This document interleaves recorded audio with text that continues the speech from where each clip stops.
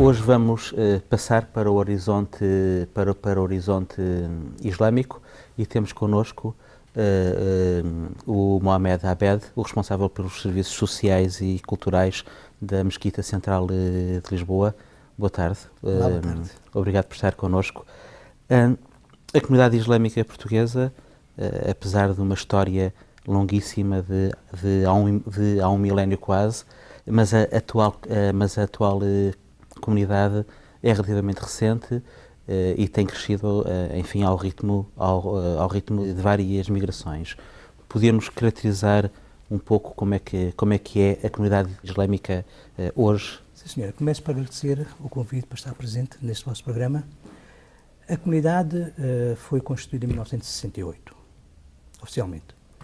Mas antes disso, existia aqui uma pequena comunidade, particularmente de estudantes, em que vieram das antigas colónias, nomeadamente de Guiné e Moçambique, e que estavam aqui a cursar os seus cursos superiores. E sentiram a necessidade de terem um espaço onde se pudessem reunir e praticar as orações. Portanto, então foi constituída por 15 estudantes em abril de 1968. Começou a adquirir uma maior predominância, cresceu, particularmente depois de 25 de Abril, em que houve um grande fluxo de pessoas que vieram das ex-colónias. Já existia, e nessa altura também, a maioria da comunidade era constituída pelos ex-militares da Guiné. Portanto, oriundos da Guiné, estavam cá a residir, enfim, alguns estavam com uma situação militar, a cumprir serviço militar, outros tinham algumas deficiências, feridos, e estavam cá. Nessa altura, depois do 25 de Abril, começaram a ser implementadas as embaixadas dos países islâmicos. Depois houve a tal imigração das pessoas portuguesas oriundas das colónias. Neste momento, podemos dizer que já há uma segunda e terceira geração de pessoas jovens nascidas aqui em Portugal. Maioritariamente, volto a dizer, a insistir, que há uma grande percentagem de guineenses. Mas também existem moçambicanos, existem muitas embaixadas dos países islâmicos, muita gente que veio de Bangladesh e portugueses, nós, portanto, já com uma geração nascida em Portugal. Então esta comunidade, não só na sua origem, mas se calhar agora também tem uma grande relação com os países lusófonos. Tem porque o que é que sucede? Nota-se mais nestes últimos anos que, devido à crise, há muita gente, principalmente as cabeças de família, que optam por procurar outras oportunidades, nomeadamente em Angola e em Moçambique. Ou seja, as famílias ficam cá, naturalmente, têm os filhos a estudar, têm alguma coisa já, raízes já criadas cá, mas vão à procura de novas oportunidades ou retomar alguma coisa que eles tiveram lá em África. Portanto, há uma parte um bocado flutuante, mas existe efetivamente essa tendência das pessoas, portanto, estarem a viajar entre Angola e Moçambique principalmente. E a integração em Portugal, fala-me já em gerações que no fundo estão cá desde os anos, se calhar 50, 60, portanto já têm filhos, se calhar netos, muitos, não é? Mas também há gerações mais recentes, gente que emigrou mais recentemente. Como é que está a integração? Acho que otimamente. Poderá haver um outro foco isolado, mas no cômputo geral é uma integração plena. Por exemplo, no meu caso concreto, eu vim para Portugal em 1975. Casei-me cá, os meus filhos nasceram cá e já tenho netos nascidos cá. Portanto, como eu, há mais pessoas, há mais famílias nessa situação. Na questão da integração, eu estou casado com uma senhora natural de Portugal, portanto, Trás-os-Montes, mais concretamente Macedo Cavaleiros. Depois, nós nunca deixamos de ser e sentir portugueses. Falamos a mesma língua, conhecemos os hábitos, porque viemos, nomeadamente, de Moçambique ou da Guiné, mas particularmente de Moçambique, que aquilo era Portugal. Éramos portugueses para todos os efeitos. Portanto, quem imigra, quem vai para um país de acolhimento, mas que já tem um passado ligado com esse próprio país, portanto, a integração é fácil, não é? E nós, 90%, não estou a errar, 90% da população muçulmana em Portugal é portuguesa. Ora, naturalmente que essa integração faz-se naturalmente e sem grandes problemas, como disse há bocado, poderá haver algum foco ou outro, nomeadamente quando há notícias de atos menos próprios praticados fora do país, não é? Portanto, cria-se alguma tensão ligeira, mas, regra geral, estamos plenamente integrados. Mas já que fala exatamente nisso que os mídias tanto gostam, que são os focos de alguma violência, em Portugal ser muçulmano é fácil? Eu diria que sim. Eu diria que sim. Não podemos esquecer que as coisas tornaram-se mais fáceis com a lei da liberdade religiosa. Porque antes da lei da liberdade religiosa haveria algumas restrições ou pouco conhecimento acerca das religiões.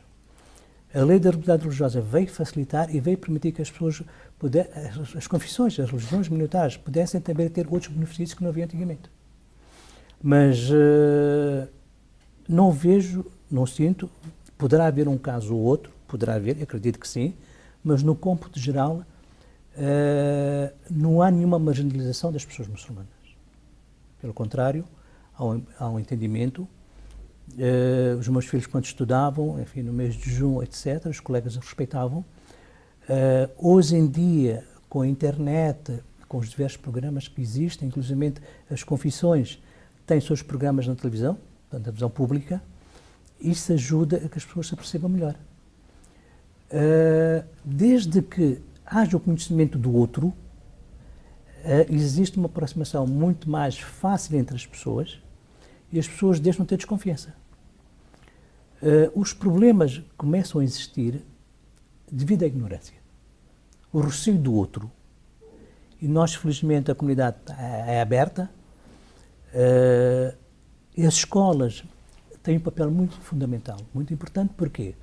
Porque fazem visitas guiadas aos locais de culto, aos templos das diversas confissões. Visitam a mesquita, vão visitar a sinagoga, visitam o templo hindu.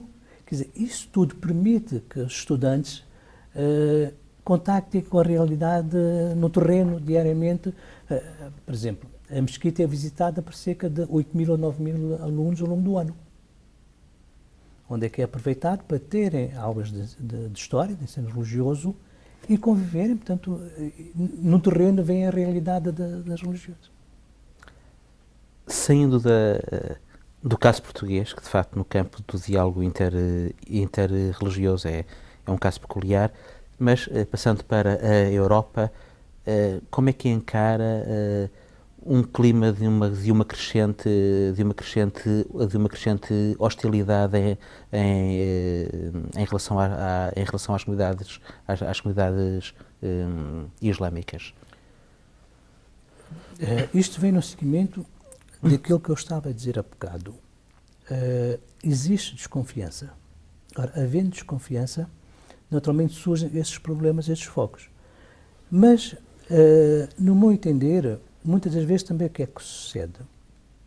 As pessoas que estão nesses países de acolhimento não se sentem cidadãos deste país. Ou porque ainda não têm a nacionalidade ou não estão identificados com a cultura desse país e mantêm os seus princípios que não deveriam e não são diferentes daquilo que se pratica no Ocidente. Nós temos que compreender que há costumes, há tradições que não têm nada a ver com a religião. Temos o caso de França, por exemplo, em que há os magrebinos, os argelinos, os marroquinos, em que eles não se sentem integrados na sociedade porque ou porque não falam diretamente a língua, ou então há aspectos sociais que não favorecem essa integração. A questão do desemprego, a questão de desigualdades. Portanto, acaba de não ser um problema religioso, mas um problema social localizado. E, infelizmente, com a crise que se atravessa agora na Europa, esse fenómeno vai ser cada vez mais frequente, mais recorrente. Eu não advogo muito, vamos lá ver, não sou muito apologista de pessoas de diferentes comunidades criarem guetos nos países de acolhimento. Felizmente, isto não se verifica em Portugal. Nós, como disse há bocado, há núcleos residenciais de pessoas, senhor, localizadas em algumas áreas residenciais, nomeadamente Odivelas, Laranjeiro, mas essas pessoas também misturam-se com a população. Agora, dando exemplo da Inglaterra, onde é que há bairros inteiros só de pessoas de determinadas etnias, de determinadas religiões, isso é um foco de conflito. Porque se as pessoas não se abrirem, não conviverem, não viverem com os outros, há sempre uma desconfiança. Também, as pessoas aproveitam-se exatamente para essas questões sociais, até políticas, manifestar o seu desagrado porque não têm condições de vida, por exemplo, não é? Mas não há, eu volto a dizer que em termos de religião, em termos de convívio religioso ou da doutrina religiosa, não há que ter receio do Islão. Eu lembro-me, daqui a uns anos atrás, há uns largos anos atrás, numa das visitas do Dr. Mário Soares à França, acho que na altura até era François Mitterrand, ele até perguntou, mas vocês em Portugal não têm problemas com os muçulmanos, os imigrantes, não têm esse problema que nós temos aqui em França? Ele disse que não, felizmente não temos, porque eles são todos portugueses e sentem-se portugueses.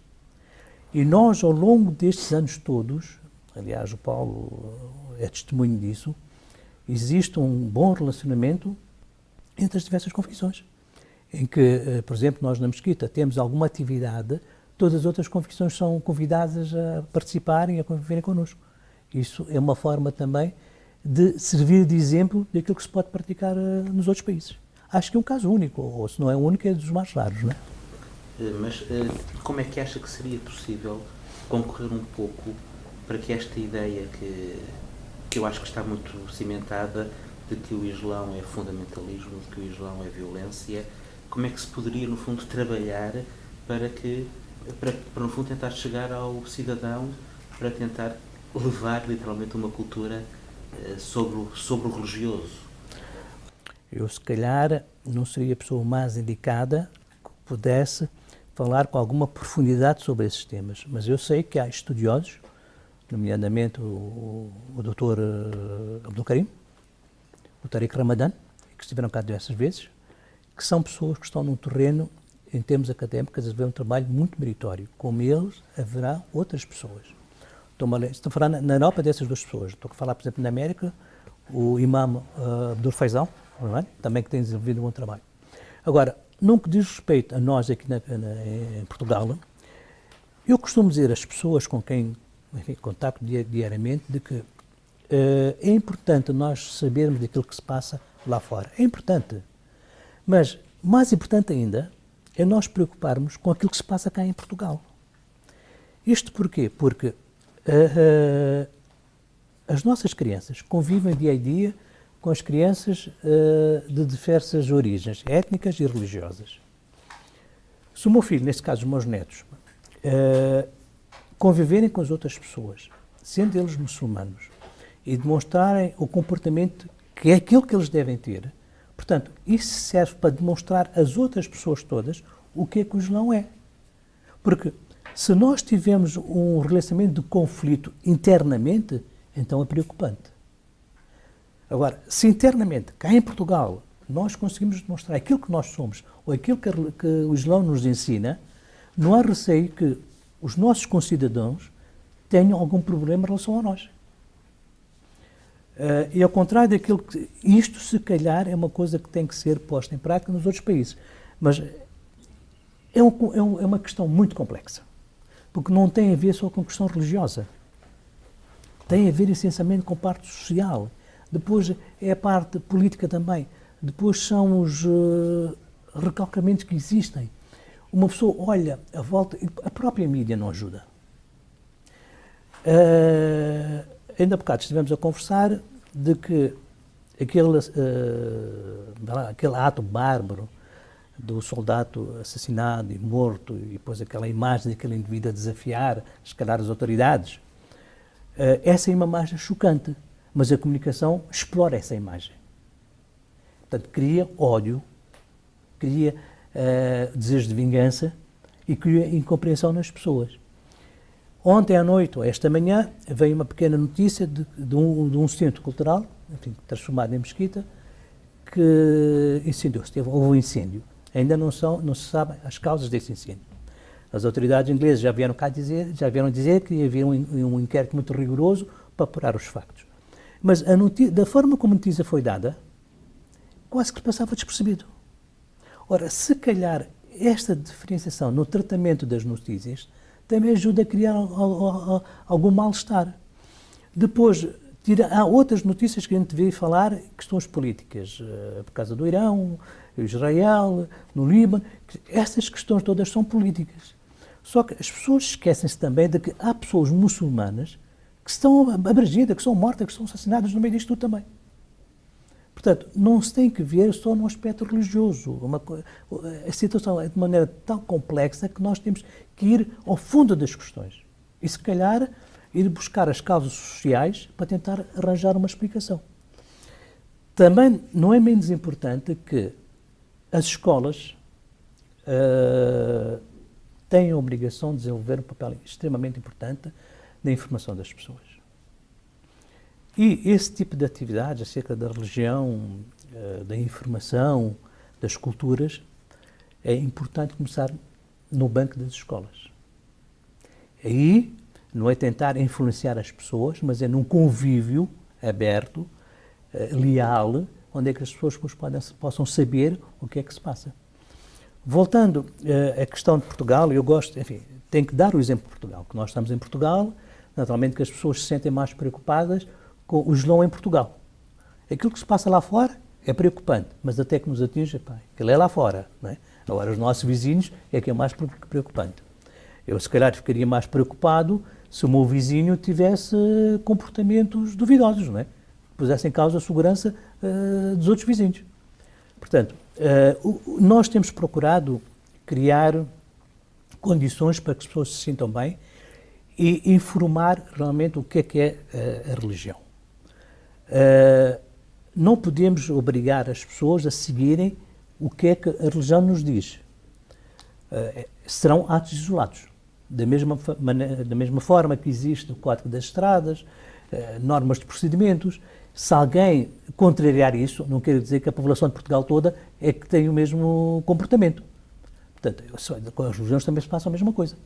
Agora, para além das visitas que nós falámos há bocado, nós também temos desenvolvido atividades. Temos feito encontros interreligiosos.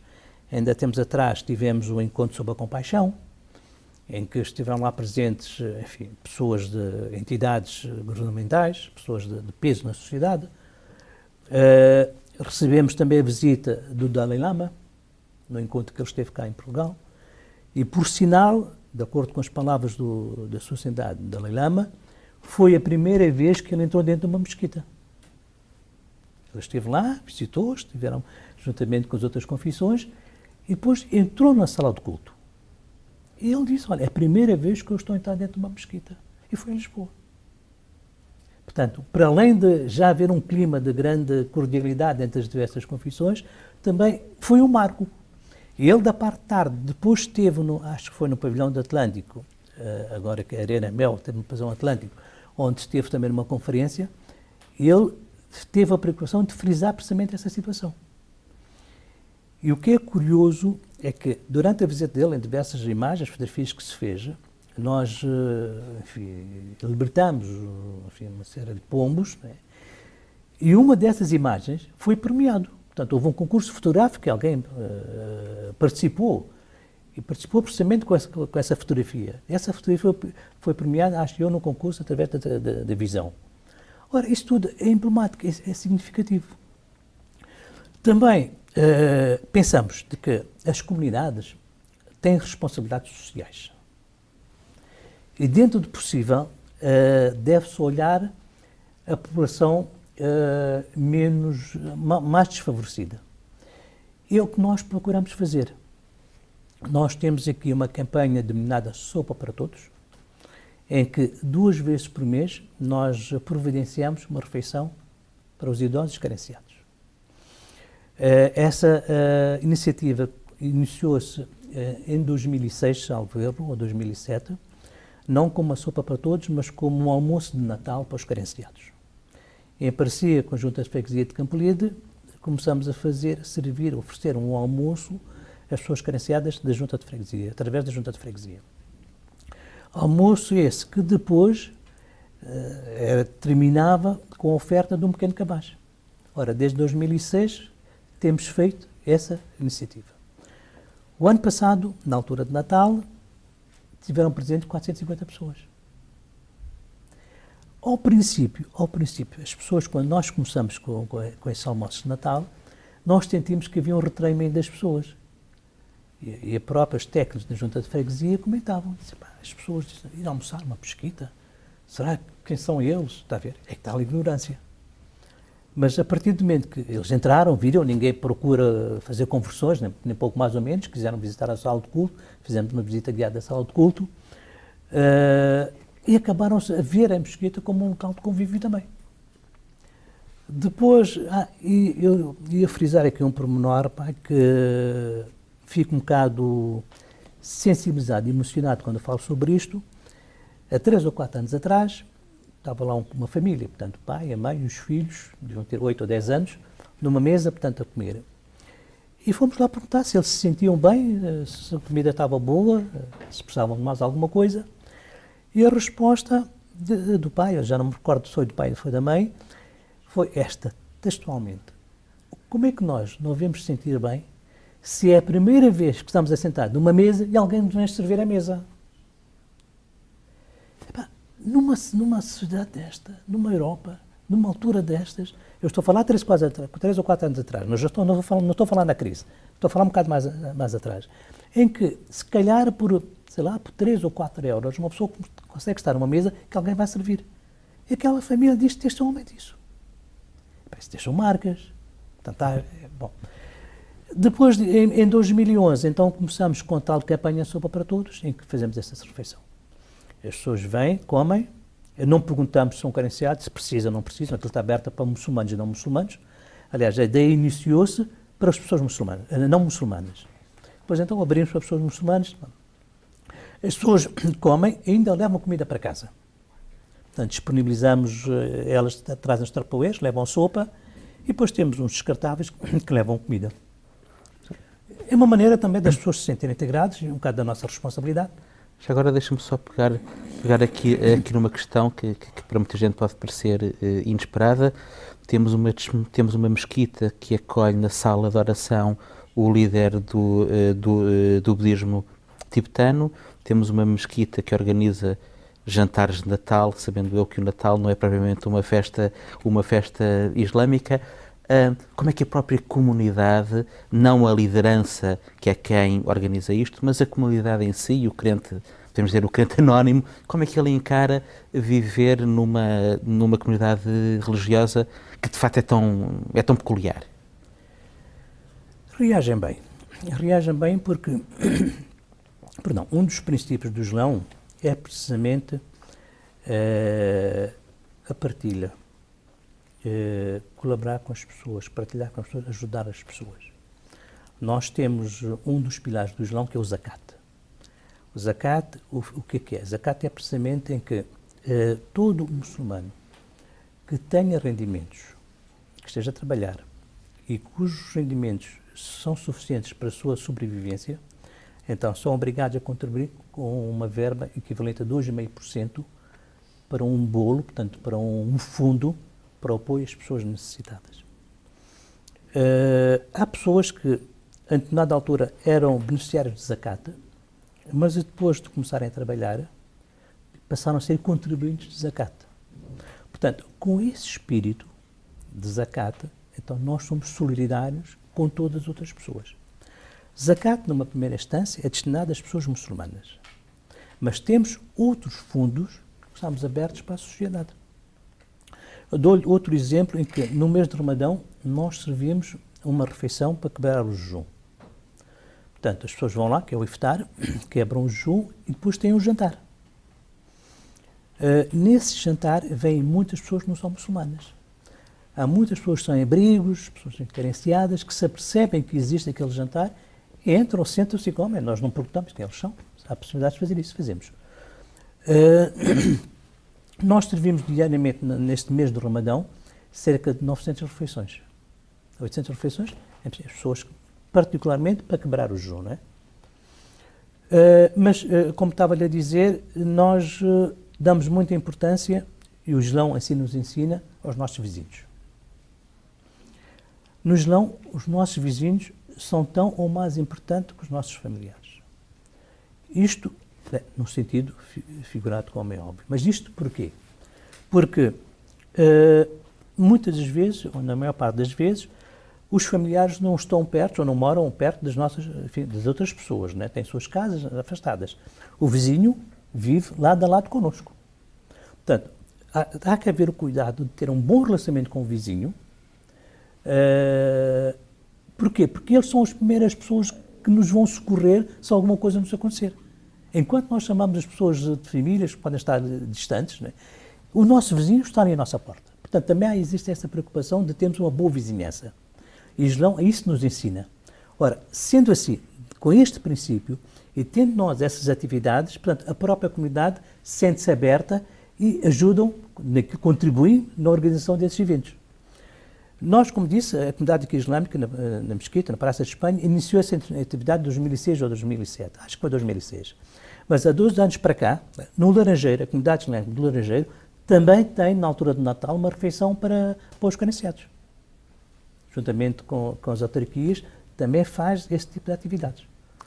Deixa-me só colocar-lhe uma última questão. A Igreja Católica tem um novo líder agora há pouco tempo.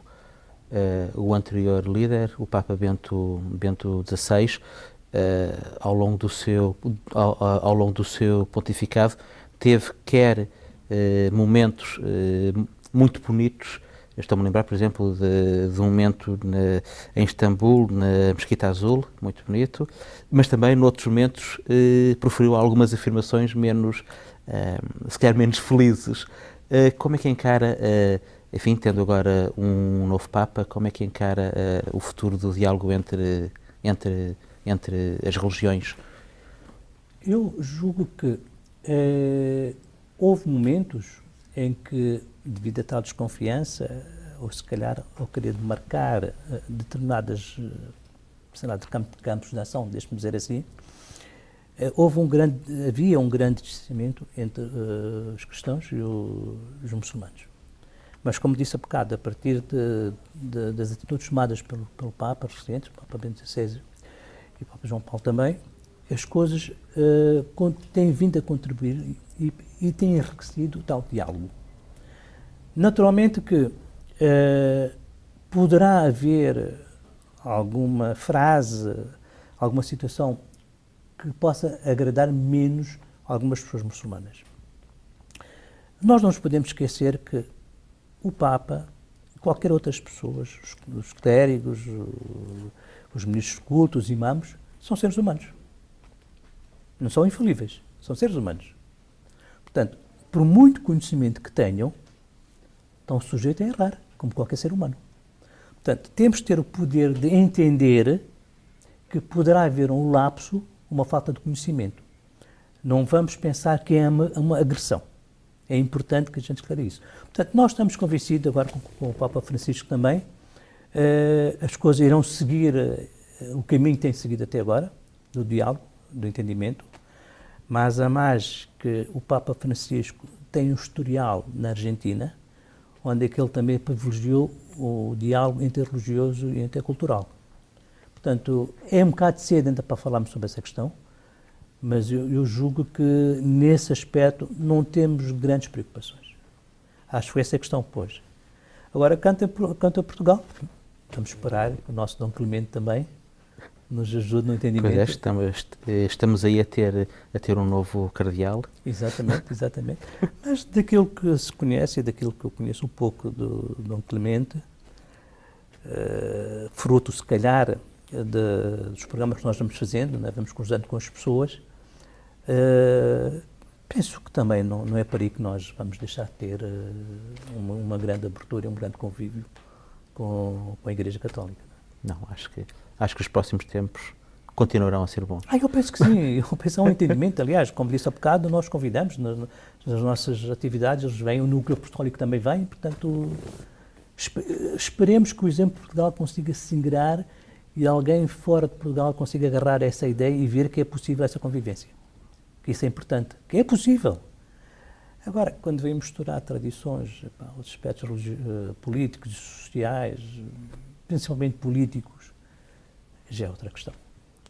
Ora, acho que esta é uma boa mensagem final, uma boa forma de nós rematarmos. Obrigado por ter estado connosco, foi uma excelente conversa. E eu que agradeço, até uma próxima oportunidade. Obrigado.